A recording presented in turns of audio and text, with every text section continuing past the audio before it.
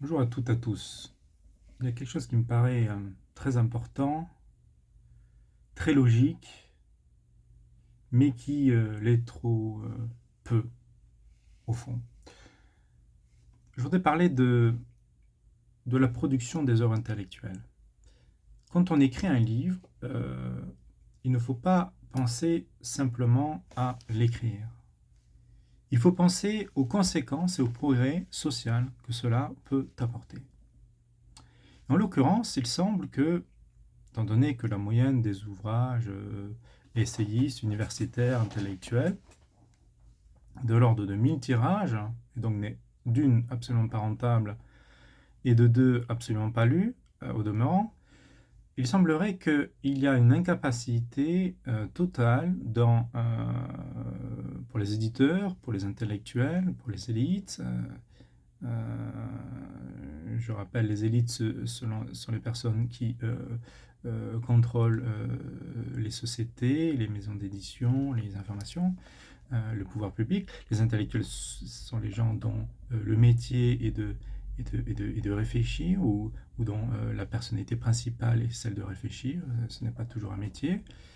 Et il y a une incapacité des intellectuels, des élites, à comprendre que quand on publie un livre et qu'il n'est lu qu'il est acheté par 1000 personnes, et quand on sait que acheter un livre, ça représente l'équivalent de 10 à 20% de lecture, vous comprenez bien, donc c'est-à-dire 100 à 200 lectures, que à ce moment-là, faire un travail de recherche, même s'il a duré 1, 2, 3, 5, 10 ans, et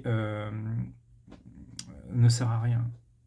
Si le but d'un chercheur, c'est de se sentir jouir euh, à la signature du contrat d'une publication, c'est pour ça que on peut comprendre qu'il n'y a pas une évolution assez importante de l'intelligence humaine, de la qualité humaine.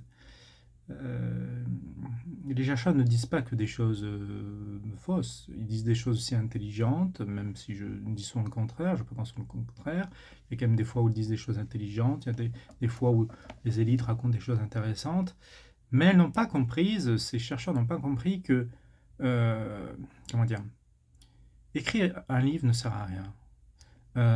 Faire une vidéo que personne ne regarde ne sert à rien. Donc, voici le constat. Euh, la solution, c'est qu'il faut penser à l'après de son œuvre, il faut penser à l'après de son message. Et donc, il faut penser à deux fois avant d'écrire.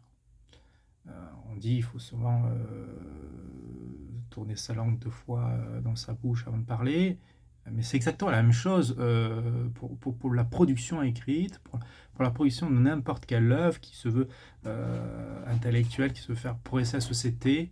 Si, avant de produire votre film, de produire votre œuvre, de produire votre livre, de produire votre message, de parler, vous ne pensez pas, je ne parle pas d'une vidéo, d'une chaîne YouTube qui commence à peine.